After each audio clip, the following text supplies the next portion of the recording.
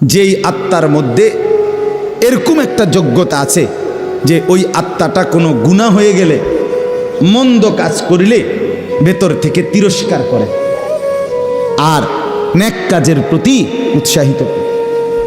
এমন একটা দিল যার, এটা বড় মুবারক, বড় পছন্দনীয়।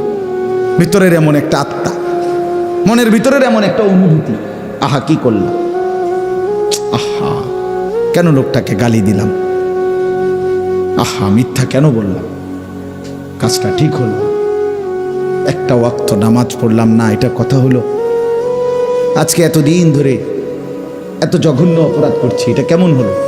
এই যে অনুভূতি, বিবেকের দংশন, নিজের ভিতরের একটা জ্বালা পোড়া, এটা বড় নিয়ামত। এটাও যদি আল্লাহ কাউকে দান করে, অনেক বড় সৌভাগ্য।